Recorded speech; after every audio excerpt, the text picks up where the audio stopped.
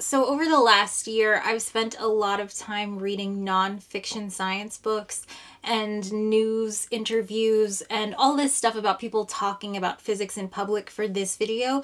This video's over. We don't have to talk about it. This is not about this video. I usually talk about like science topics, science history, science communication, but here I want to talk about how people perceive physics in the media. It's gonna be a weird one.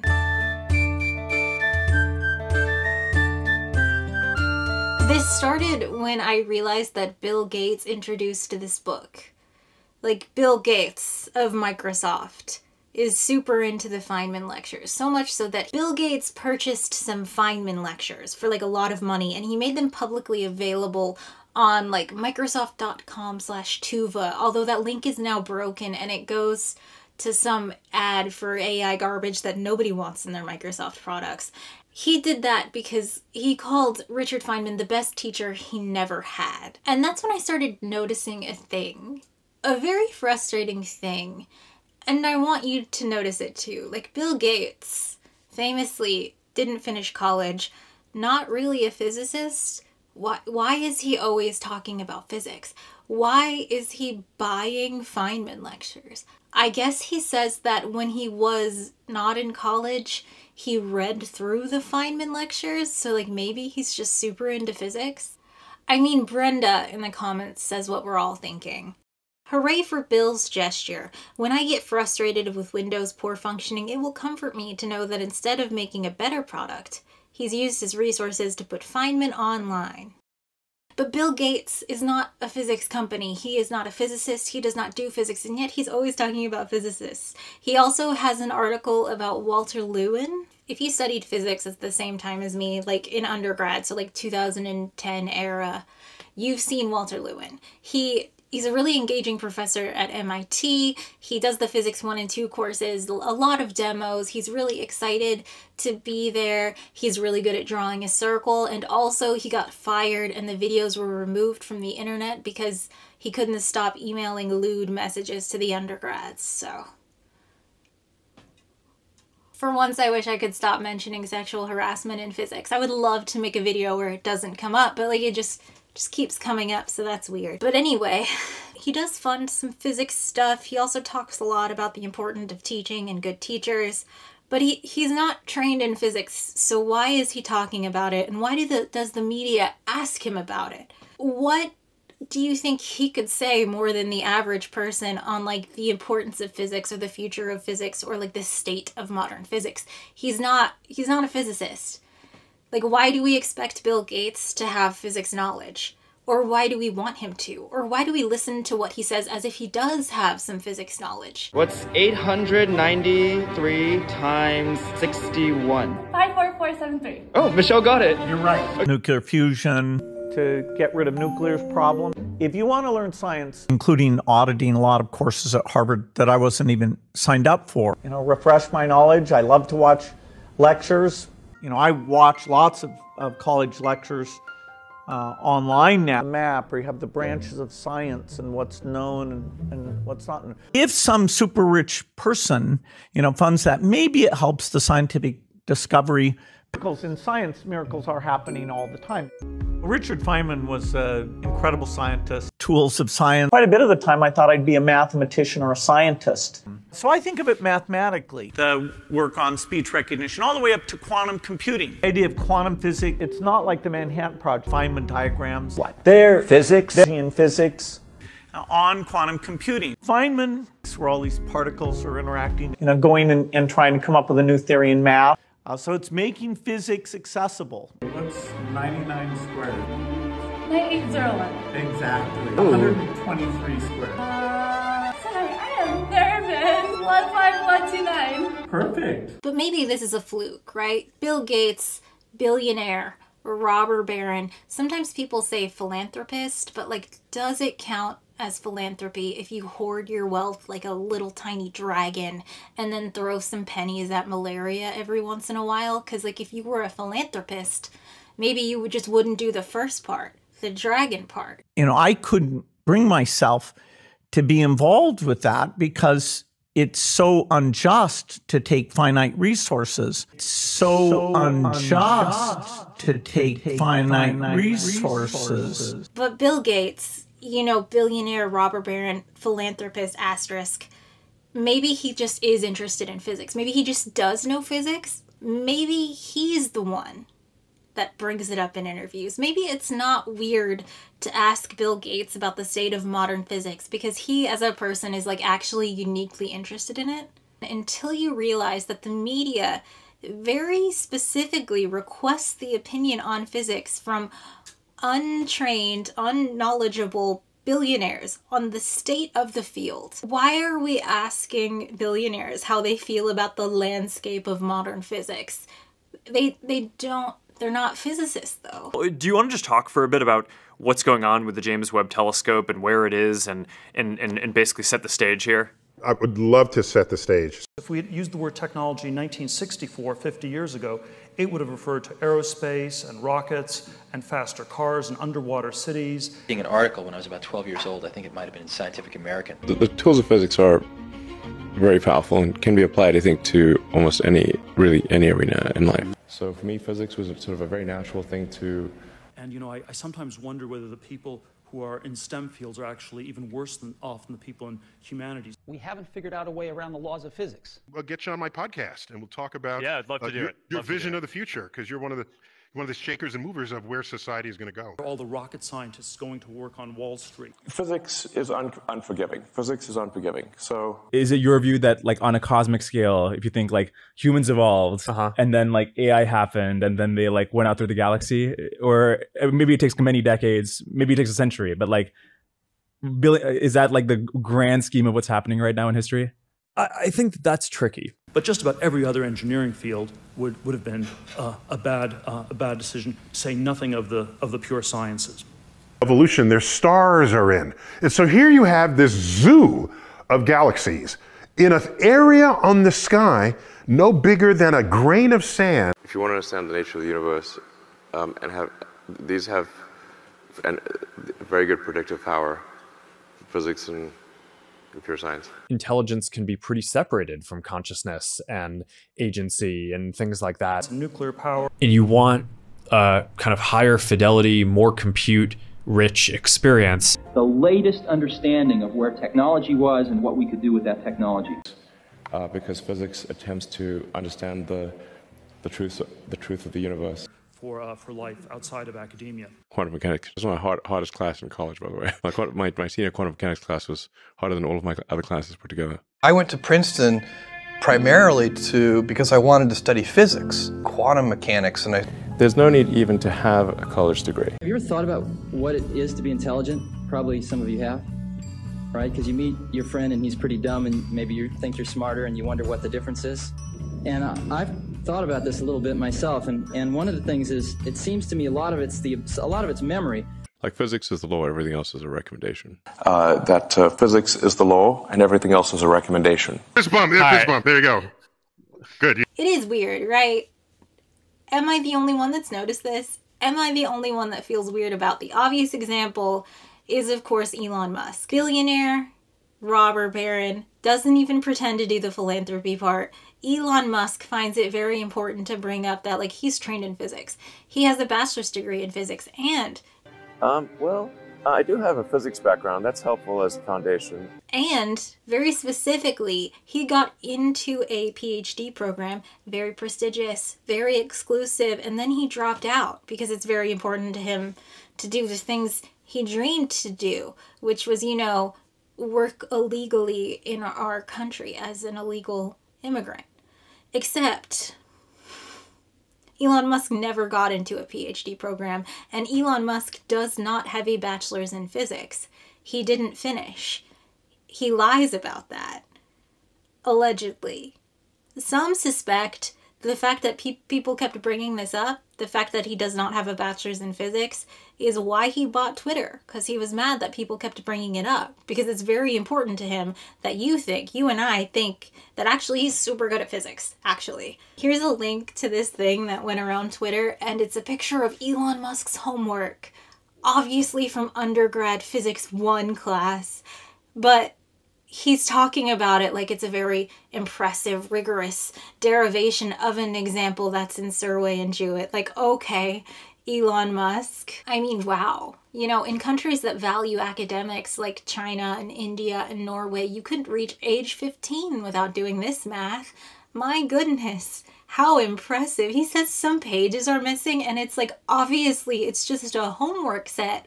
Why are you so silly, Elon Musk? This is very basic and everyone can tell when they look at it. This is a very simple problem from the very first physics class you take. This was big with Steve Jobs too. He had a pocket full of stories about how as a child he was super interested in how things worked, and he remembered the moment he realized he was smarter than his dad because he knew how microphones worked. And there's this story from the Walter Isaacson book about that one semester that Steve Jobs went to undergrad as an English major. He's very proud to say he attended upperclassmen physics courses. So I mean, if that's a true story, just like sitting in on a 300 level thermodynamics class without having done the prerequisites, not able to follow along because he hasn't done the prerequisites, not doing the homework, not doing the exams because he's not enrolled in the course, and being like, wow, that was a really formative moment for me. I attended a physics course. Oh my goodness. Why is this a formative story in your life, Steve Jobs? You didn't learn thermodynamics. It's weird. It just seems like the public billionaires. You know, there's like a couple thousand billionaires and most of them understand the importance of silence. But there are these billionaires that remain in the public eye. They really, really want to be famous, and it's very important to them, it seems, to be seen as if they're really intelligent. They really want to be like, I'm actually very smart. I could have done physics. I could have been a famous physicist, but instead, you know, I had to make billions of dollars exploiting the workforce and destroying the planet. Jeff Bezos goes to Princeton as a physics major, and he does really well, and he has this story about how he goes to quantum mechanics. I went to Princeton primarily because I wanted to study physics, and it's such a fantastic place to study physics, and things went fairly well until I got to quantum mechanics, and there were about 30 people in the class by that point, and it was so hard for me. And I just remember there was a point in this where I realized, I'm never going to be a great physicist. There were 3 or 4 people in the class whose brains were so clearly wired differently to process these highly abstract concepts in so much more. I mean, I was doing well in terms of the grades I was getting, but for me, it was laborious, hard work. So I think this is really interesting in comparison to Bill Gates and Elon Musk. Like, Bezos is at a prestigious school doing the work, and he makes it to quantum mechanics, and he's like, I don't want to do this math.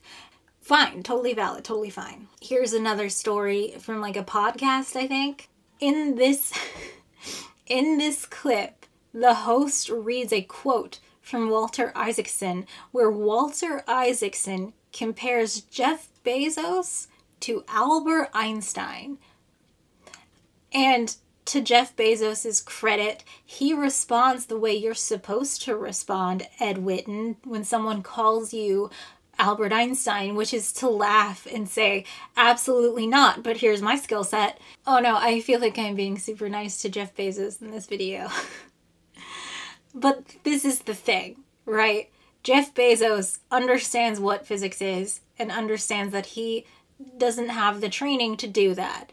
And I think he realizes that, like, maybe he could go to school for that, but he's not going to. So he shouldn't be waxing philosophical on what the future of physics looks like, right? He understands that that would be silly and weird. Of course, he does go on to be like, actually, I'm just an inventor. I just think different, which is kind of the same.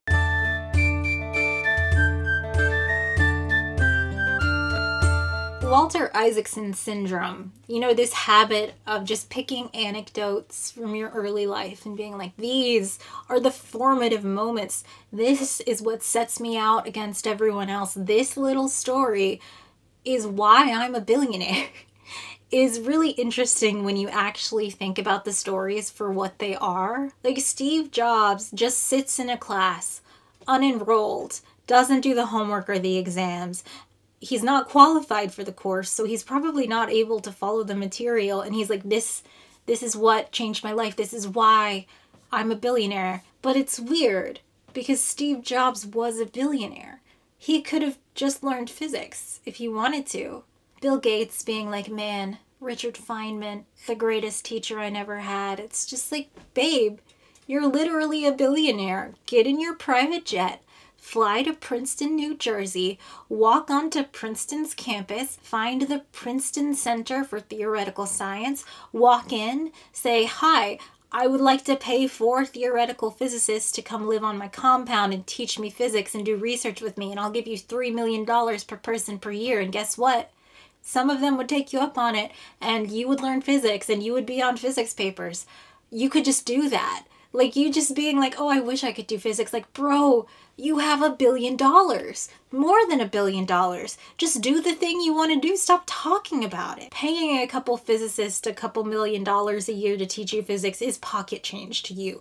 You could just learn physics. Instead, you just talk about how much you wanted to learn physics and how important it is to you that people know that you wanted to do that at some point in your life. Like Elon Musk, it seems essential to what he wants his persona to be in the world is that he is a guy with a physics degree and he could just go to college. He has billions of dollars. Just go to college. Like, if it's so important for you all, just do the thing. Just learn the material. I don't understand why it keeps coming up. It's so strange. I don't know if I've explained it correctly.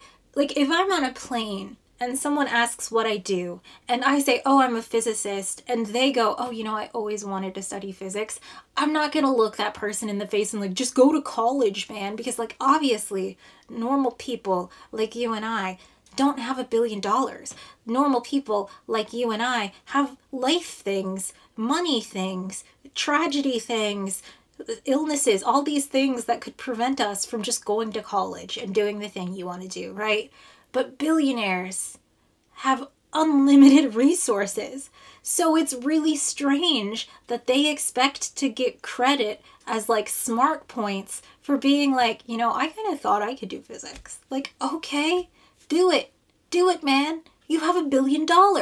Getting a physics degree is an incredibly achievable goal for someone with $1 billion in unlimited time. You could just, what's stopping you? Go do the thing. I also think it's kind of funny that the way they do this Walter Isaacson syndrome has been adopted by people who would enjoy that lifestyle but don't yet have it. Like, they think just like putting on a black turtleneck and being like, you know, I thought I could do physics sometimes, is gonna turn them into a billionaire. I think a funny example of this is Stephen Wolfram. Stephen Wolfram is, of course, like a famous person and probably a millionaire. He's also a real physicist. He got his PhD, God, really young, like 21, I think. He got a teaching position right away. He won the MacArthur Genius Grant and he left academia to start his company.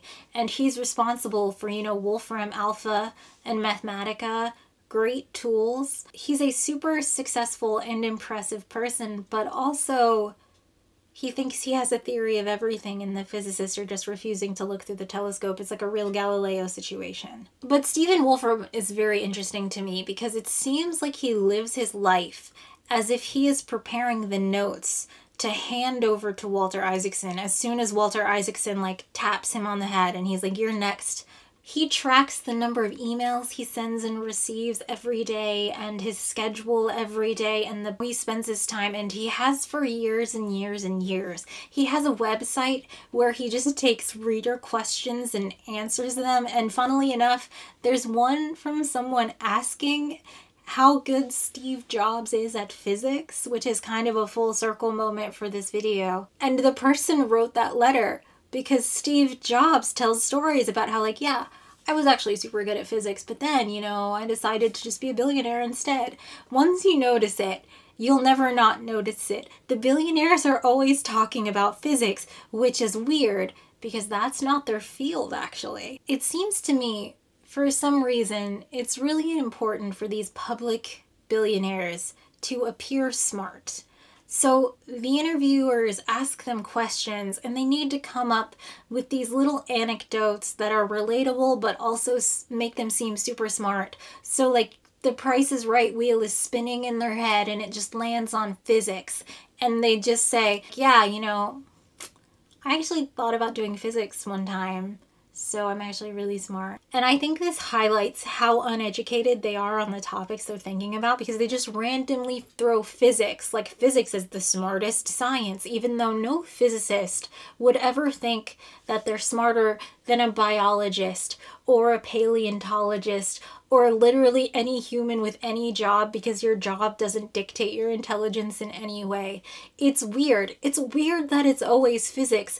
It wouldn't be that noticeable if Elon Musk laid claim to physics and then Steve Jobs was like, I'm into botany, and Bezos was like, I'm into chemistry, and Bill Gates was like, I'm into material science, but they all chose physics. They all think like, ooh, I have to say something smart, physics. That's what smart people say, right? Physics. And it's so silly. It's so silly and weird. Why are they all doing it? They all sound the same.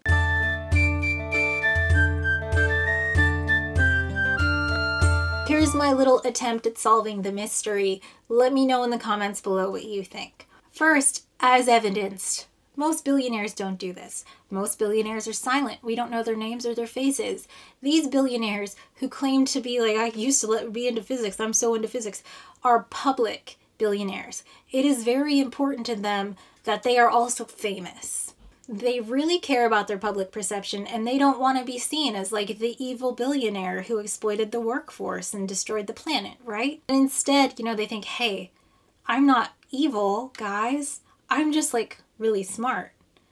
And because I'm so smart, I was able to make $1 billion. And the reason you didn't make $1 billion is because, unlike me, you're not as smart. I'm really smart. The only thing stopping you from having the $1 billion is if you were smart. Hey, I'm really smart. I thought I could do physics one time. I'm really smart. At one point in my life, I thought about possibly studying physics, but I didn't do that. But the fact that I thought about it makes me really smart, which is evidenced by the billions of dollars I have. They could have been physicists, but thank God for us peons, they can throw pennies at our charities while they sit in their mansions of gold on their billions of dollars and be business billionaire boss businesses instead of theoretical physics.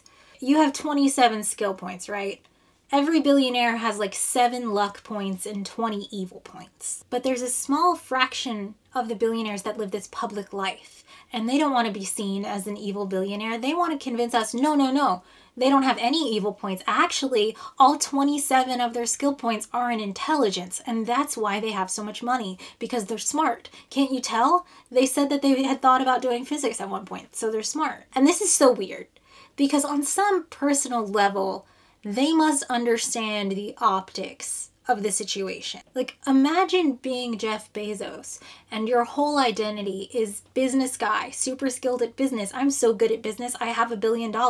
And then imagine realizing that everyone knows you're not actually good at business. You actually just force the people who work for you, the human beings you employ, to deliver packages in unair-conditioned trucks, to have such a schedule that they're forced to piss in bottles and then store the bottles in the hot truck with them, otherwise they risk being fired, to find out that in the vans of the delivery drivers there are cameras locked on that guy's face, and if he doesn't look very happy, he will get a note that says you should probably smile more while you're delivering packages, even though you're just sitting in the hot piss van by yourself. Imagine realizing that. I would shut the company down. You're presenting this image of successful businessman, but then finding out you treat your workers like absolute garbage. Like, that's not a successful businessman. That's embarrassing. Imagine hearing that a shift leader was so scared of closing a warehouse during a tornado because they didn't want to get fired for closing the warehouse during a tornado that they didn't close the warehouse. There were people in the building when it collapsed, and you, Jeff Bezos, are responsible for 4 human beings' deaths. They died in that warehouse because they were too scared of retribution to leave. Imagine waking up to that email. Imagine finding out that the computer parts you sell are made from cadmium that is sourced in mines that employ child slave labor. I would simply put it, you couldn't pay me to live with that on my soul. Not even $1 billion. Don't worry though, Microsoft found out about the child slave labor situation and they're now being super open. Oh, they're actually not doing that. Okay. I just feel like this whole physics presentation is just insulting to our intelligence, the people's intelligence. You expect us to believe that you're a billionaire just because you're super smart, and it has nothing to do with the fact that you have a capacity for evil that most human beings can't even fathom. Okay, how about we stop pretending? How about you keep my name out of your mouth? Because this has nothing to do with physics. You're making a bad name for physicists. You're pretending because you read an undergrad lecture once that, like, actually I probably could have been a theoretical physicist. It's fine. Please stop. I love how it sounds like I'm starting like a fist fight with an actual billionaire, a human being who could hire someone to have me killed consequence-free and no one would care or notice. Please don't kill me. Thanks. Am I being too harsh on the billionaires here? I am going to employ a similar tactic to the one they use. I'm going to tell you a very embarrassing story from my college years in order to endear you to me, so you won't be mad at me for saying mean things about the billionaires. This is a very embarrassing but true story. I will regret putting this on camera.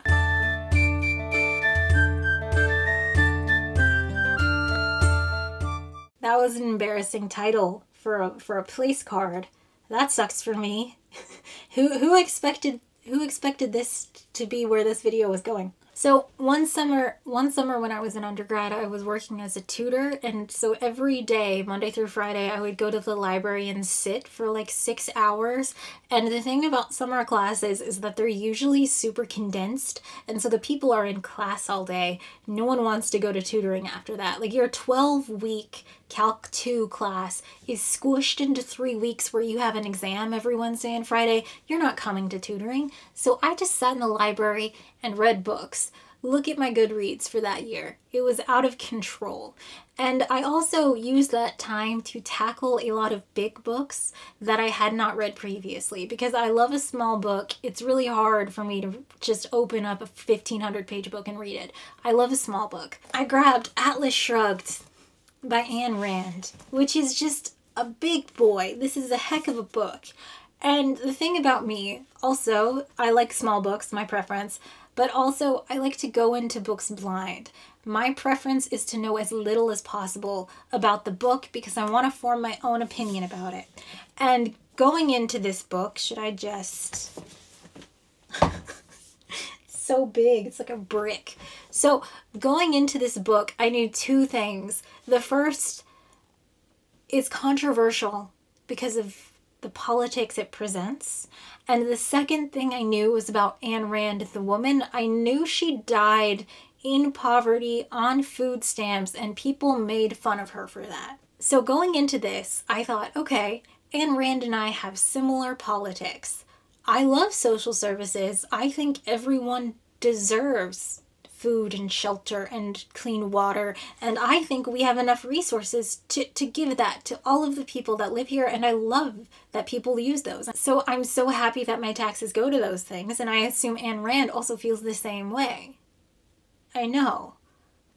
If you don't know, let me tell you the plot of this book. Atlas Shrugged takes place in an alternate dystopian version of America that is on the verge of economic collapse. So there's a shortage of food and goods, businesses are failing, workers are being less productive because they want more. They want higher pay, they want better benefits, they want safer working conditions. They're threatening to unionize, and the government is kind of stepping in on behalf of the worker and forcing these companies to acquiesce. Our main character, Dagny Taggart, I guess that's how you would pronounce that, is a person born to enormous means and wealth, and she owns a railroad company, and in her family there are things like copper mines and things. She finds a guy called Hank Rearden who's invented this new type of metal, and it's super good, and she wants to build her railroad from this metal. And then the government comes and they're like, Hank Rearden, you have to sell us this metal, you have to give us the patent. And he refuses. He's like, no way, I invented this. This is mine. And so in response, the government claims that it's unsafe. His stock tanks. The railroad stocks tank because they're like, you can't build a railroad from unsafe metal, even though there's no scientific evidence that Hank Rearden's metal is not safe. So Dagny Taggart and Hank Rearden start having an affair, and they set upon solving this mystery. The people who own the big companies, all of the famous inventors, all of the famous wealthy people who write books and things are just disappearing. Where are they going? Things are progressing. The government takes over all patents, they take over all businesses, and they say it's illegal to quit your job. So in response, as like a show of protest, Dagny Taggart resigns from her job and disappears. And what she finds is the solution to the mystery. She finds a secret hideout where all the smart, wealthy geniuses are living. They formed their own society. Now they're doing whatever they want without government overstep. They can just invent whatever they want. They can do whatever they want. They're no longer going to use all of their brains and wealth and abilities to support this government, which is overstepping, this government which has turned into a dictatorship. These captains of industry will not stand for it. And instead, the big conceit of the book is like, the workers are striking, but what if the oligarchs strike instead? Have I mentioned John Galt yet? The most famous quote from the book is, "Who is John Galt?" Is that how you pronounce it, by the way? I read this book. I've never heard anyone talk about it. But like in real life, you'll see someone holding a sign that says, "Who is John Galt?" And they're wearing like a "Don't Tread on Me" t-shirt. John Galt, this book is 3 books. The first book, "Who is John Galt?" is kind of a thing you say in protest to the government. It's a thing that's like, you're not allowed to ask this question. But Dagny Taggart discovers in the secret hideout of Billionaires, there's a guy named John Galt, and he's a super good inventor. He's a captain of industry. He's an oligarch with a bunch of money, and he just wants to build his engines, which run on static electricity. And he's the one that formed this little community, and he's the one that started the strike. Dagny Taggart now falls in love with John Galt. And near the end of the book, America's a dictatorship. All of the people who do business have escaped to this little hidey hole. John Galt hacks the radio and gives a 3-hour speech in book time, but 80 pages in real actual reading time about, you know, the plot. He's like, here is my, well, it's Ayn Rand's objectivism philosophy. Here's why we left. This is why everything sucks now, because the government is overstepping, because you workers want too much. You don't understand what we've done for you. And then the government kidnaps John Galt, and they start torturing him with this torture device. And they're like, we're torturing you because our government is failing, our economy is failing. We need you, business guy, to go do business, business, business, or else everything will fall apart. And John Galt is being tortured, and he's like, no, I will never do business for the government. And then the torture device breaks, which is a big, huge moment for the plot of the book, because the people that built the device are like the business captains of industry, and they're all hiding out. And the government and all the people that are left over are just dumb worker bees, and they don't know how to do anything. They don't know how to fix anything. So, you know, they can't torture John Galt anymore because no one knows how to fix the device. And Dagny runs in and saves him, and they escape. And then the government completely collapses, and there's like a teeny tiny time jump. And all of the billionaires re-enter society, and they're like, see, this is why you need us. Look what happened. You better listen to us next time. You better stop asking for unions and wages and safe working environments. First of all, how dare you? Look what you did. And that's the end of the book. That's the book. I had a great time reading it. I know. Let me take you on my Goodreads journey. So I read this book in 2011. June 26, 2011, I made it to page 52. By June 27th, I was on 152. July 4th, page 217. So far, this book is good, but I have to force myself to read it. Blurg. Don't be mean to me. This is how people talked in 2011. And then by July 7th, I'm 502 pages in, and I finished the book on July 10th, 2011. 4 stars. I had a great time. Let me explain myself. When I started this book, I went in with an assumption, which is why I don't like to do that. I went in with the assumption that me and Ayn Rand are on the same page, politically, philosophically. Why did I think that? Because I like food stamps and people are making fun of her for having food stamps. I know it doesn't make sense.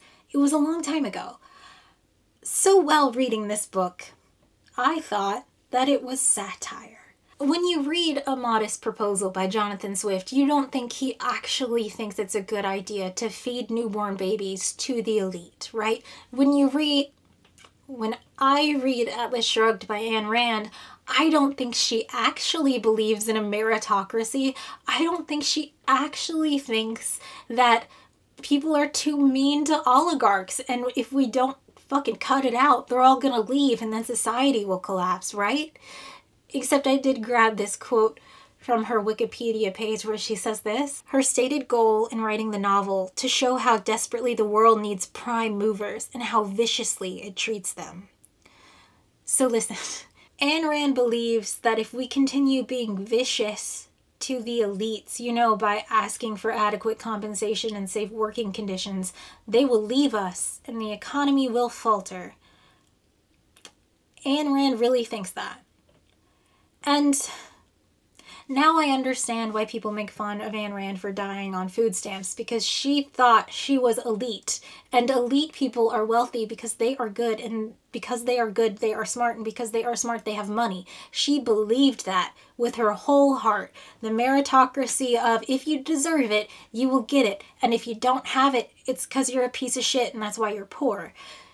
But Ayn Rand died poor, so people make fun of her because she thought she was an elite. But, like, obviously she wasn't. It's like a leopard's eating face situation. However, I'm glad she had food stamps because I support those services because no one deserves to starve to death. Imagine reading this book the way I read this book for a second. Imagine a guy inherits $2 million from his father in the year 1900, and he's like, man, I wish this money would turn into more money.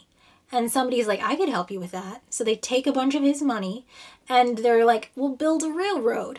And then when people ride the railroad, you'll get all the money. And also you'll get all the money from building it back from subsidies from the government after you've done it. And you can just steal a bunch of land to build the railroad and it'll all be yours. You'll have a bunch of money. And the rich guy's like, cool, take care of that. You do that for me. So, you know, the other guy finds a railroad company with engineers and people who know how to source materials and people who know how to build things. And he's like, build this railroad real fast, chip, chop, chip. And the railroad company is like, we absolutely cannot do that. There's no way to build a railroad that fast. So this guy shops around until he finds like a pretty shady company who's going to do the work with the use of indentured workers, maybe enslaved people who have immigrated to this country and don't really speak the language well and think they're forced to work the railroad. And they build the railroad. And like a bunch of people died during the production. The materials are shitty because everyone was stingy throughout the whole process. But the railroad opens. They take a picture of the oligarch standing next to the car. He breaks a champagne bottle on it and they're like, whoa, this guy built a railroad. Imagine that situation. So this book posits, this book suggests that in the fun little story we just heard, the oligarch actually built the railroad. Just imagine a world where a wealthy person funded a railroad through exploiting slave labor and zero awareness of engineering timelines, and he believes he built a railroad. Like with his whole heart, he thinks he has in fact built a railroad. That's funny. People sue him for the unsafe working conditions, and he's like, obstinate. Like, how dare you? I built a railroad. If you don't stop suing me, I'm gonna move to a little secret valley and I'll build my own railroads. And you'll never have a railroad from me again because I build railroads. What will you do without me? It's an objectively, get it? Objectively, because Ayn Rand's philosophy is called objectivism. It's objectively hilarious to suggest that that person exists. Like, that person has never built anything. They've never used their hands, and they're just gonna go to a valley and build their own railroad. They don't know how to build a railroad. All they've done is be wealthy. They don't build anything. Like, I imagined it like a Marx Brothers movie. Like, that guy's in the valley and like he's cold and he's ripping off the bottom of his pants to make a fire and he just starves to death and dies. Wow, all the people who, you know, actually built the railroad actually have all the knowledge of how to do that and how to get the materials and how to structure it so no one crashes on the railroad. They just still have jobs at the company where they built a railroad. The oligarch did nothing. The idea that a bunch of these wealthy people just go to a valley and they're like, see, what will they do without us, is funny. This is a very funny book. That scene that, like, admittedly it drags, he's giving his 80-page speech on his philosophy. I just imagined it like the Truman Show movie. Like, this dum-dum is giving this speech about how, like, he's super good and if you're not nice, he's gonna take away all the railroads. And, like, a barber is like sweeping up hair, just doing work, just doing the labor, because the people who produce things are actually the workers and not the oligarchs. So like they're just casually looking at the radio like, what? Or like a waitress is pouring coffee and the customer's like, are you hearing this? And then they just go back to their lives, doing their jobs, producing things, because like we don't need those people. So it's very funny that they would be like, fine, I don't want to play with you guys anyway. It's a hilarious idea. This book is so funny. It's funny. I thought it was satire. So, you know, boy, was my face red when I read the other reviews and I realized that, no, Ayn Rand is very serious about the text of this book, about this idea. And also, the only other people that like this book are like libertarian weirdos. I can never read this again, but I had such a great time with it. I really enjoyed this book because I thought it was a joke. And I feel like by misunderstanding this book, I have somehow foreshadowed my own reading of billionaires talking about physics in the media, because this situation, this hilarious, stupid situation, has in fact come to fruition in real life.